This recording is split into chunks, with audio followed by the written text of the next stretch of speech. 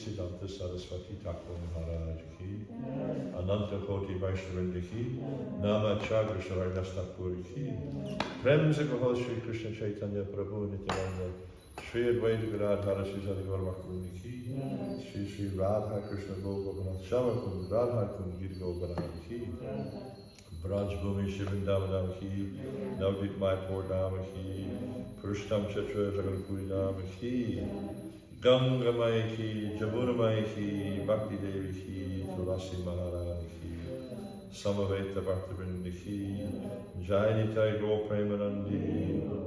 All glories to somebodies, all glories to somebodies, all glories to somebodies, all glories, let us be the Shri Guru and Shri Guru, all glories to Sri Prabhupada Ki Jai.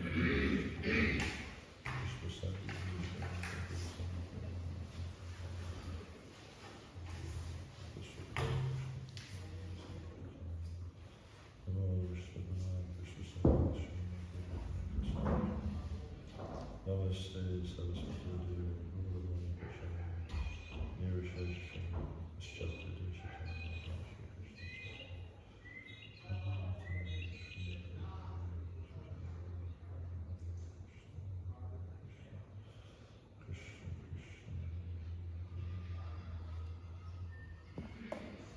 Om Namo Bhagavate Vasudevaya. Om Namo Bhagavate Vasudevaya. Om Namo Bhagavate Vasudevaya.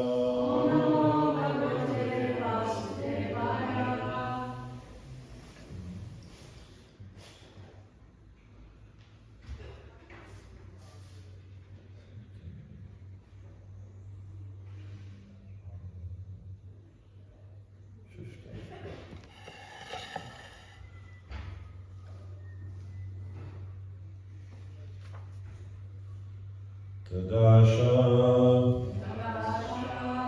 Tatra Akila Satpatam Patim Dāsa Tatra Akila Satpatam Patim Dāsa Tatra Akila Satpatam Patim Shriya Patim Yagya Patim Jagat Patim Shriya Patim Yagya Patim Jagat Patim Shriya Patim Yagya Patim Jagat Patim Dāsa Tatra Kila Satpatam Patim Shriya Patim Yagya Patim Jagat Patim Sunanda Nanda Prabhala Ahara Adibi Sunanda Nanda Prabhala Ahara Adibi Sunanda Nanda Prabhala Ahara Adibi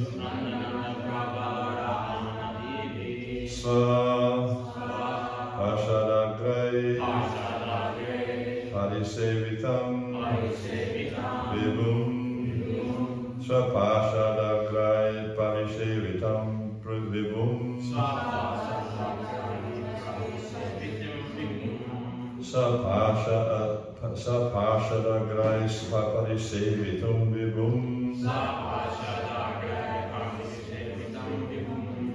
Sunanda Nanda Prabhala Ahara Divi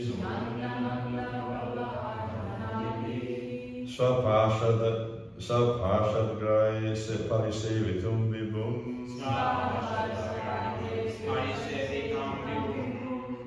Dāsa Tatra Kila Satpatam Patim Shriya Patim Yagya Patim Jagat Patim Sunanda Nanda Prabhala Ahara Divi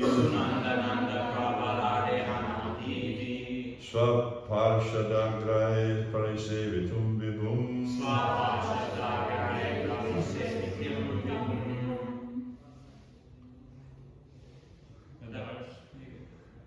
Dāsa Tatra Kila Satpatam Patim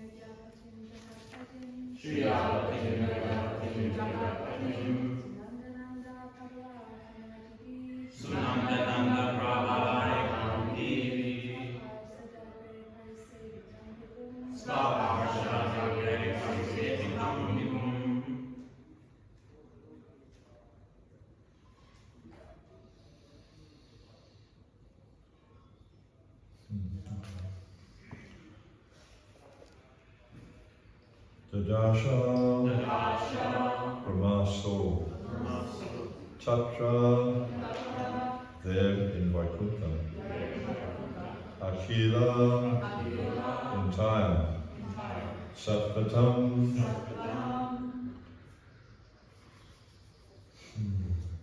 of the great devotees,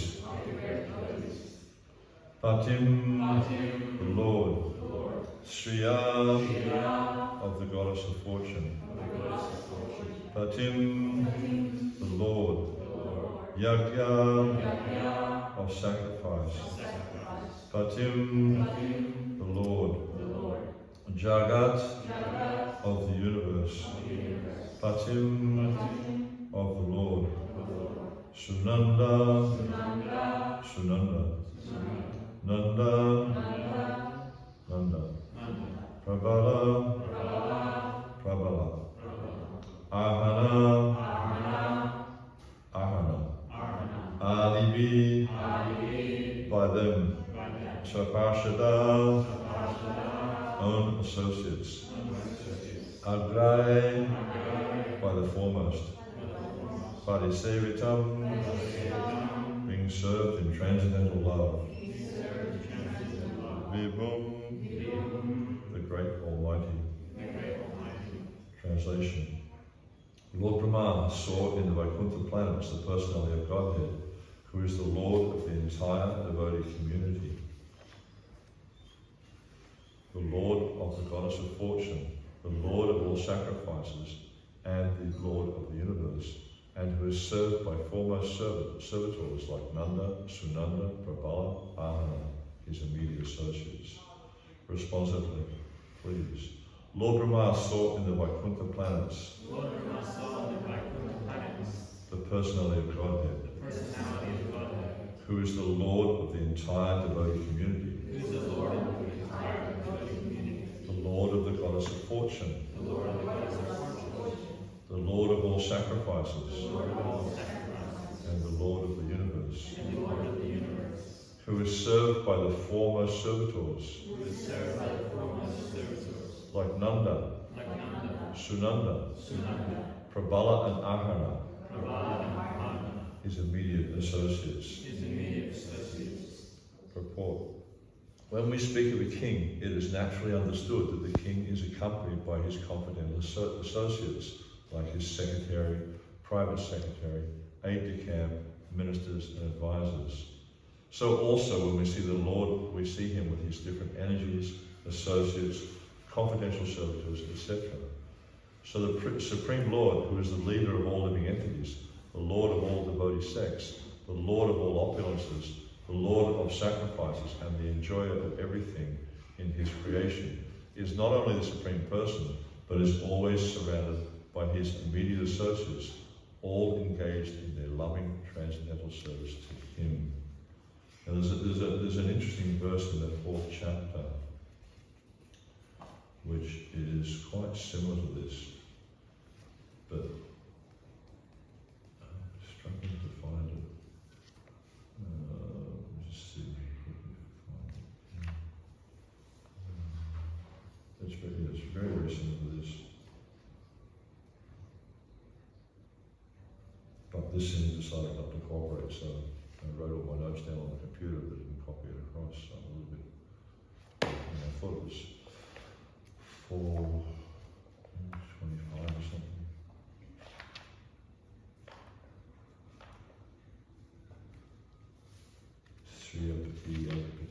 very similar verse to this, but I just can't remember the number of it.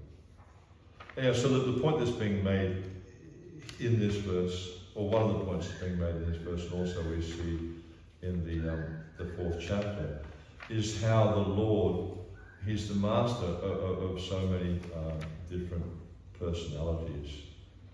And this is here it is verse 20. It says Sriyapati, Yagapati, Prajapati, Diyapati, Lokapati, Dharapati, Patigatis Chandaka, Vrishni Sattvatam, Prasidatam, Me Bhagavan Satim Pati. So you see it's the same sort of similar, even similar meter in this verse where it's saying, it says Sattvatam, so he's the Lord of all the devotees. Then Sriyapatim, he's the Lord of the goddess of fortune. Yagavatim, he's the Lord of sacrifice. Jagapatim, he's the Lord of the universe. So in text 20 it's saying Sriyapatim, he's the Lord of the goddess of fortune. Yagapatim, Prajapati, he's the Lord of all the devotees. Diyapatim, Diya of intelligence. Lokapati, he's the Lord of all the planets. Then Dharapati, he's the Lord of the earth. Pati Gatis, and then Gatis meaning destination, he's the Lord of all destinations, so wherever you might go, the Lord is there. And the point being with these types of verses is that to help us, to inspire us to, in all circumstances, to remember Krishna. Because we see that Krishna, there's an interesting description given in the 6th chapter of the Gita. That because in the Gita there's a few sections there in the Gita, but towards the last half of the chapter, in the 6th chapter, towards the last half of the 6th chapter, it's talking about yogis, and it's mentioning that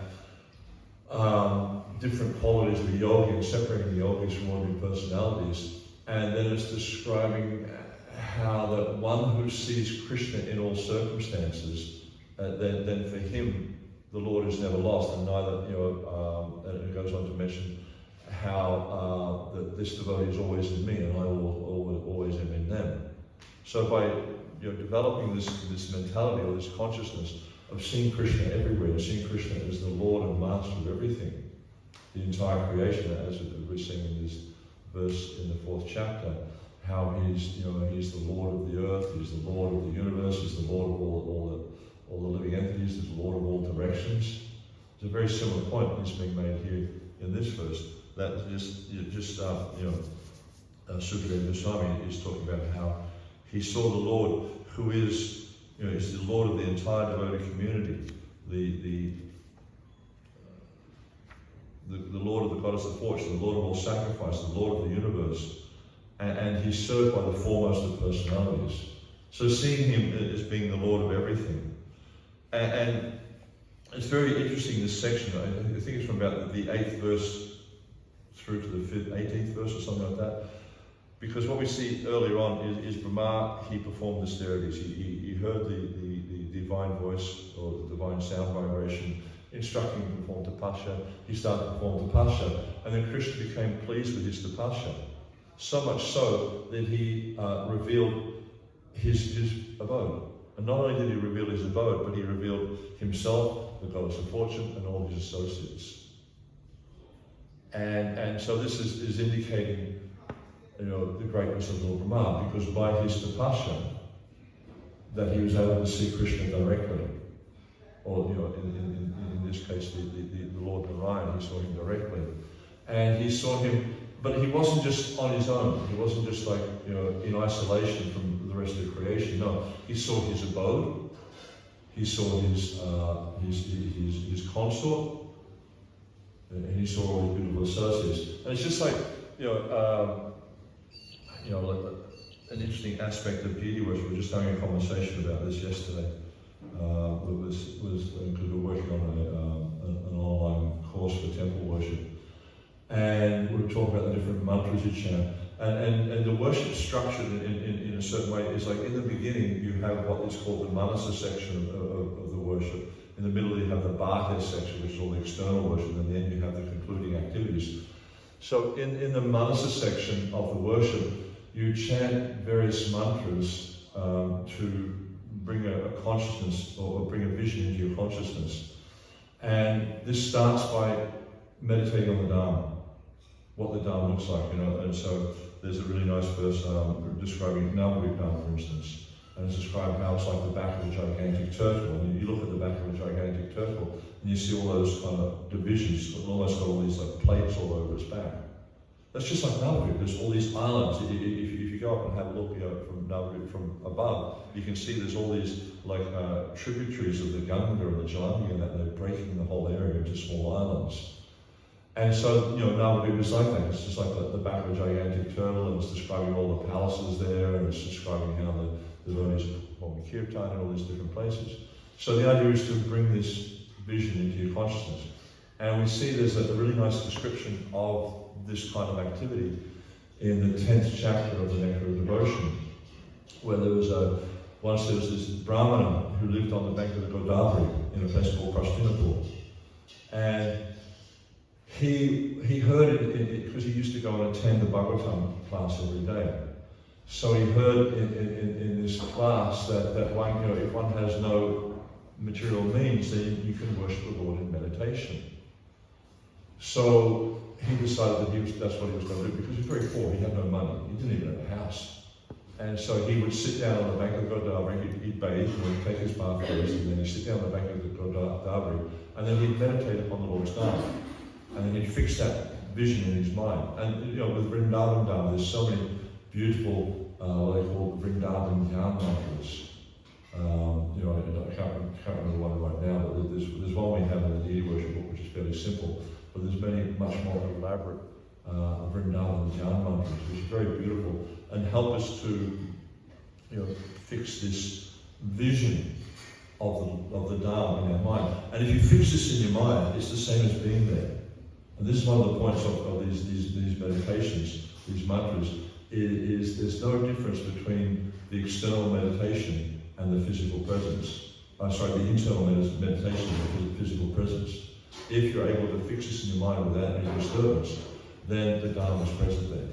So in the same way, when you meditate, because the next thing you do is like, okay, you fix the vision of the Dharma in your consciousness, then you meditate upon the Lord, and you fix His form in your consciousness. And you know, there's many wonderful pastimes where we see, for instance, there's a really interesting story where the Sanatana Goswami was meditating one time, and you know, he was seeing, you know, he was so absorbed in the meditation, he was actually there in the pastime. It's not like it was something, you know, just a little story, he was thinking of a nice story and stuff. No, he was actually, because his meditation was so fixed and deep, he was physically there. And like this one particular story I can think of, he was watching Radha and Krishna, and they were engaged in their various pastimes. So Krishna was trying to pick some fruit from the tree, and he called Radha over and said, I can't pull it down, please come and help me. So Radha came and helped me, and she started to pull down the tree also. And Krishna went, go. And Radha was holding on the tree, and she got pulled up in the air. And so Sanatana Goswami started to laugh. And just at that point, Brajvasi was going past, but this Brajvasi had some physical deformities. And so this Brajvasi thought that Sanatana Goswami was laughing at him. And so Sanatana Goswami's meditation was broken because of that. And anyway, so the story goes that you know, he actually was very disturbed because the meditation broke, and he couldn't enter back into that meditation. He tried and tried, and he couldn't enter back into it because of this supposed Vaishnava upgrade. So he eventually found out what had happened, and he went and he apologized, offered his obeisance to this Vaishnava. He was able to enter back again into the pastime. So it's like when we're meditating in deity worship, it's very important to try and fix the meditation, because Sanatana Goswami, possibly from this experience, he mentions that it's an offense to break the meditation. So when you're meditating, it's just like, you know, to trying to meditate, you know, on a busy street corner or in a subway train or something like that would be very, very difficult. You wouldn't be able to fix your mind. So it's ideally we have a situation where you can sit down and just focus on the Dharma, focus on the deity, and then you become sort of, you know, fixed in this consciousness. And then what happens the next step is you actually worship the deity in the mind. And the nice thing about worshiping the deity in the mind is you can offer all types of wonderful arrangements. Okay, like when you're doing the external worship, and sometimes if you don't have any facility, you can simply just have an answering cup and water, and you can offer the whole thing with mantras and water, meditating on the idea of being present. But in the meditation, you can meditate on you might be bathing Lord's feet, because it starts off asana, swaga, padya. The first thing you do is you bathe after offering the seat. You offer a beautiful seat covered with silk cloths and got jewels and gold and the whole thing. Very, very beautiful meditation. And then when you're bathing in his feet, Prabhupada described this to Jamuna one time, that he was talking about Manasa Puja. He said you can meditate, you're collecting water from the Jamuna. And Jamuna had never been to India. He said, I don't know what the Jamuna looks like, so Prabhupada described the Jamuna. And he said it's very beautiful, and it's glistening water, and he said you can meditate, you're collecting with gold pitchers, and they've got jewels and things like that. So Prabhupada also described it with the whole process of meditation, so that in your meditation you can be offering the most opulent worship, even though externally you may only have the simple things. You might just have a pot of water and a spoon, and just bring the bell and some mantras. But the thing is, when the meditation is focused and you absorb the worship, you get the benefit of offering all these opulent things, even though you don't have this opulence. So this is the nature of bhakti, and this is the nature of this manasa. And so the idea here is to become absorbed in this understanding that Krishna is the Lord of everything. And then we get that benefit, we get that experience, not just the benefit, we get the experience of how Krishna is the Lord of everything. And then from that, we become so absorbed in Krishna consciousness that we become fixed in our consciousness on Krishna. And then Krishna describes, as I was mentioning in the 6th chapter of the Gita, how that person is in me and I am also in them. So the connection between Krishna and devotee becomes very solid. And this is, I think this is, correct me if I'm wrong here, but I think this is in the stage of Bhava. I don't understand these terms so kind of richly, but this is the idea. And Srila Prabhupada, he discusses also that he talks about this verse. Actually, there's a class where he gives on this verse in Tokyo. Banuswami was there, and he talks about the associates, and he mentions how we can also become an associate like these personalities, like Nanda, Sunanda, Prabhala, and he mentions just like you can become a prime minister, you can become a president, and we all have that opportunity. Anyone here could become a prime. As long as you're an Australian citizen, you can become a prime minister of Australia. You just have as long as you're qualified, you can become the Prime Minister of Australia. And so it's the same here. As long as it talks about Nanda, Sunanda, Prabhala, Ahara. And so unfortunately this thing is not cooperating, because I did a bit of research last night. And these two personalities, Nanda and Sunanda, because if we go back to, let me see, verse 12. It mentions here, verse 11, sorry. It mentions Shama Bata Sata Patralochna. It talks about how the associates, it says, the inhabitants of Vaikuntha planets are all described as having glowing sky bluish complexion. Now, who's that like? Krishna, right? So the residents of Vaikuntha, they have a particular type of liberation. Does anyone know what that liberation is called? Or this one we're talking about here in particular? Sarupya. Yeah, they have the same bodily form as Krishna, which is described in verse 12. It mentions, Prabhupada talks about that in the purport. So there are some inhabitants who have attained the liberation of Sarupya, or possessing bodily features like those of the person on Godhead. So Nanda and Sunanda, who are being described in this verse, and of course Prabhala and Ahara, they're very, very similar in appearance to Krishna. And actually we see in many different places when Krishna appeared, they also appeared.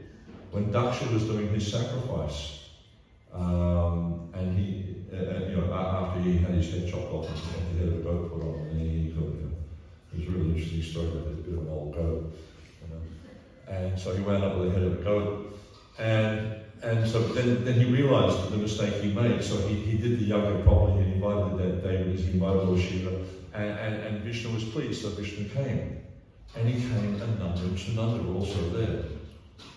Also, when Prithu was doing his sacrifice, when they were doing the final oblations, Vishnu became satisfied, and he appeared with Nanda and Sunanda. When Bali Maharaj was fighting with the Devas, when Vaman appeared, and Bali Maharaj's soldiers, they wanted to attack Vamanadeva, so they all ran at Vamanadeva to kill him. But then Nanda and Sunanda, they picked up weapons, they started to smile, and they were just like, killing left, right, and centre. They were just, decimating him. Same thing when, Prithu, Daksha's younger, when Dhruva was older, not as a child, when after he was a king and he was getting ready to go back to Godhead, Nanda and Sunanda came to the spiritual world, and they said, the Lord has sent us to take you back home. So we see that these personalities, they're almost as good as the Lord himself, and they're acting as agents of the Lord. And Prabhupada makes the point when he speaks on the lecture on this class, that we also can have this opportunity of associating with the Lord like these personalities. We can't become God. This is one of the fallacies of the impersonalist philosophers, is they think, especially with the Mayavadis, their idea is I was giving a class the other day on the authenticity of deity worship, and talking about like we see that like in India, you'll see deity worship is quite common amongst different sampradayas, both Vaishnava and non-Vaishnava sampradayas. But in the non-Vaishnava sampradayas, they have a different idea, is that eventually they become the deity. This anthropomorphism is called. They think that by the process of worship, by doing their austerities, that eventually they become, like if you go to, I remember being at, I can't remember what year it was, I think it was 96, looking later, early 2000s. I went to the Kumbh Mela in Prayag. If you ever get the experience to go to Kumbh Mela, I really encourage you. It's such an eye-opening experience. It's pretty, it's a little bit austere, you've got to sleep on the ground and stuff like that, but Dita Bandhu made really, really nice arrangements. But then you go around and visit all these different camps. I saw so many amazing things there. And I remember going into the Mayavadi, they had a big tent there, these Mayavadis, and they had Radha Krishna deities, and they were worshipping Radha Krishna, very opulent, gorgeous worship. But then if you explore what their worship is, the conclusion of their worship, their idea is they become one with the deity. And there's so many amazing things you see. There was this whole, because it was like a city. I was like the morning Amavasya is the biggest day of the Kumbh Mela. There was more than 20 million people there, and for one day it was the biggest city in the world. And the really interesting thing is, the whole time of Kumbh Mela, went for about 18 days. The whole time there was not one single crime. Can you imagine that? In 20 million people, there's not one single crime. They're all there focused on this purpose of serving the Lord in one way or another.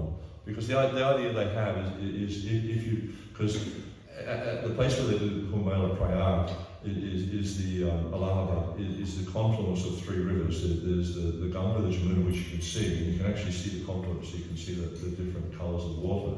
And the Saraswati is supposed to come from underneath. She's booked or hidden. And if you bathe in the Sangam at the right time on that day, it was like about 3:30 in the morning. It was really cold.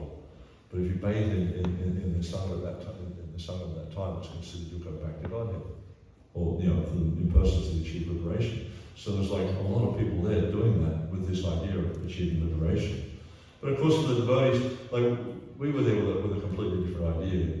What was going on from the devotee side, we were doing Harinam practically all day, every day, and distributing huge quantities of prasadam. So I was there helping with the dāsa distribution. It was massive.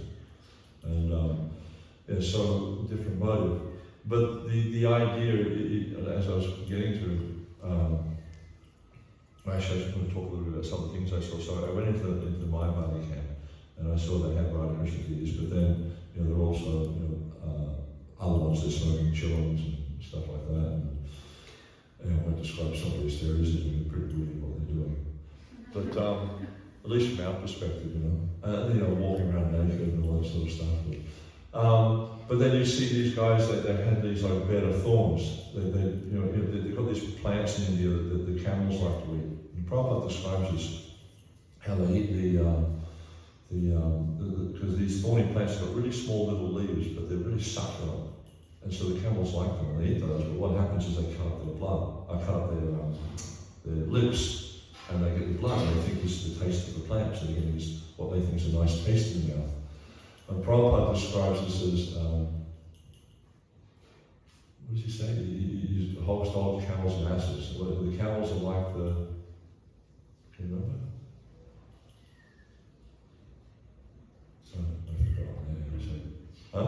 It's somewhere in the farm cabin. Yeah, in the drawers locked. Compared to sex life? Yeah, that's actually the bus insurance. It's compared to sex life because you're burning up your own blood when you're engaged in sex life and you think it's such a nice taste. And he compares this to being like the camels.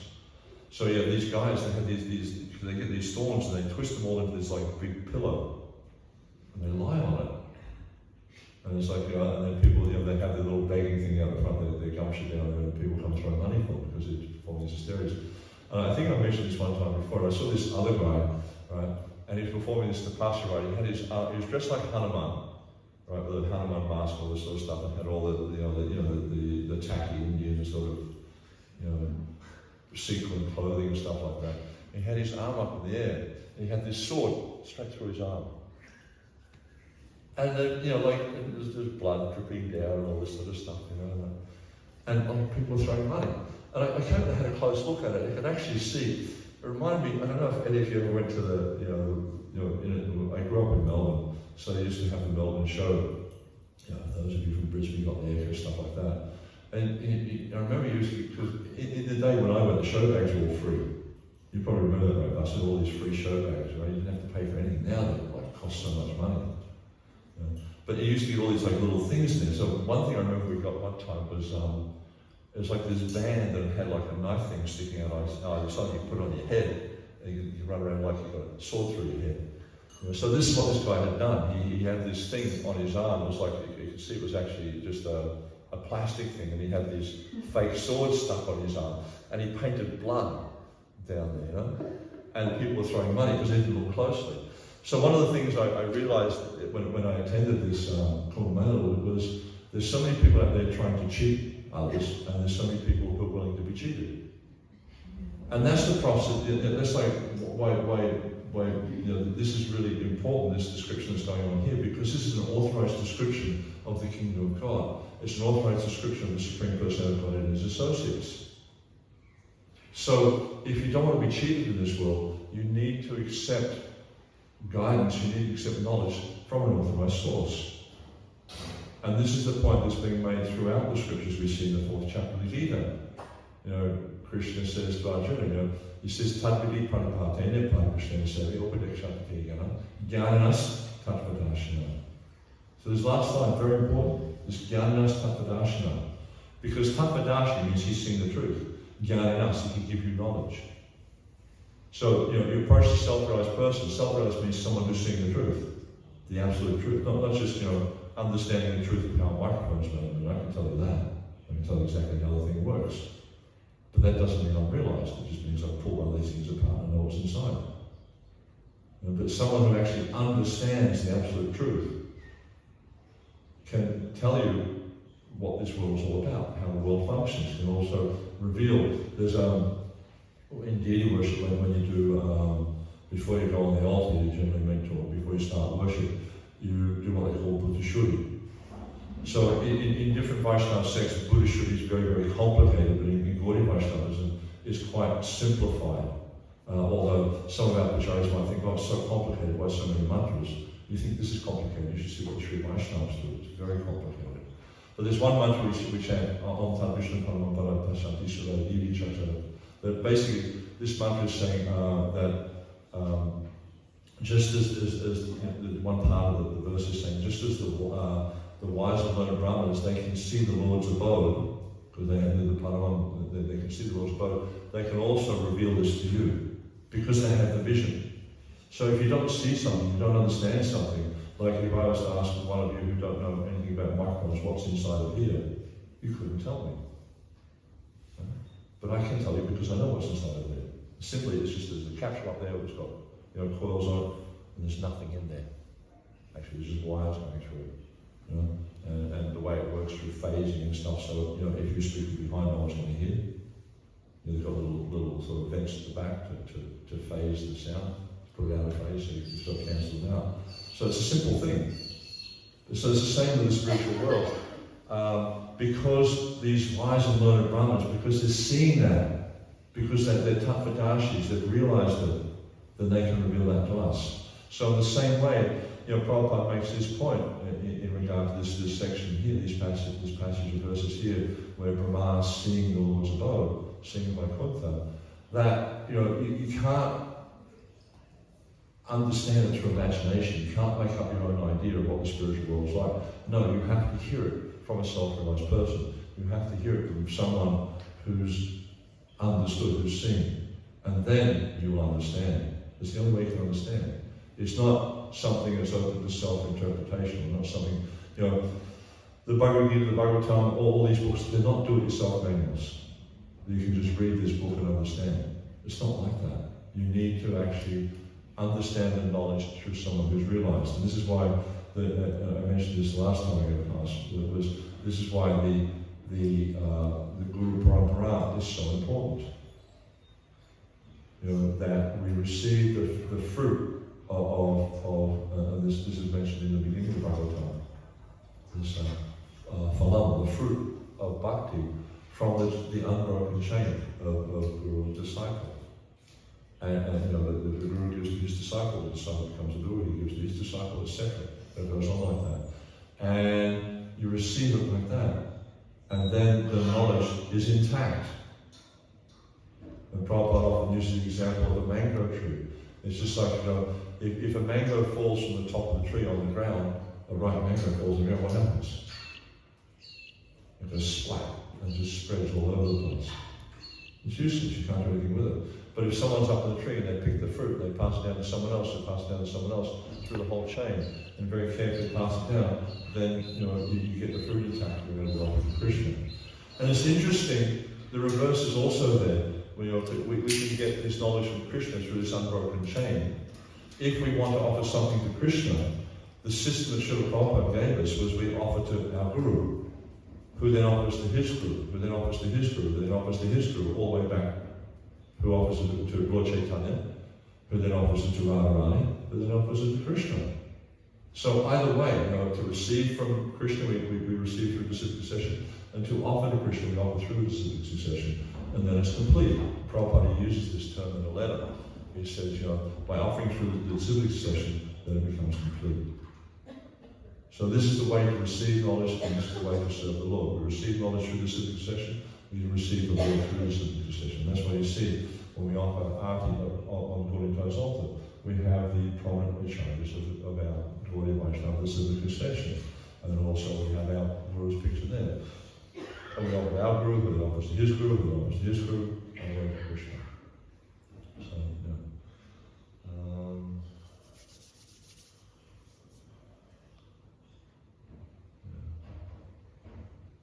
I think that's about all I've got to say on this. Any comments or questions at all? Krishna Uddhavaji. Speaking a little bit to the Kumbh Mela, Prabhupada gave a lecture in 1966 in New York on 6th chapter of Bhagavad Gita. And Prabhupada, in that lecture, Prabhupada said that, and in the Kumbh Mela, he said that you can see yogis who are 700 years old, but they appear like 25-year-old boys. Yeah. Yeah, I personally, I didn't see anyone that I knew of that, but they have quite a hierarchy there in the Kumbh Mela where certain people will get to bathe first, and it's rigidly enforced by the police, not the police, sorry, the military, because the whole thing is run by the military. It's the whole thing set up just like a military camp. They've got all these like floating bridges and stuff like that because pilgrims are coming from all over India. And so they rigidly enforce the order of bathing, especially for the bathing on the morning of Amavasya. And there's people coming down riding on elephants and all sorts of stuff. And I heard that one of these one of these yogis who came down with the elephant was very, very old. I didn't see them myself, but I was told they were very old. And I can't remember the name they have. They have all these different groups that come down. And generally the Naga Babas are amongst the first ones that they get a priority.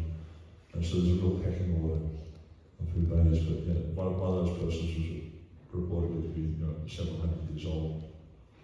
And the way they do that, according to what I've read in the scriptures, is because our life is measured in breaths. Like the materialistic ideas is measured in days, minutes, years or whatever, but in seconds. But according to the Vedic information, it's measured in breaths. So what these yogis are able to do is they slow the breathing process right down, and really slow it down, so they can live for a long, long time. Yeah, it's quite interesting. Anything else at all?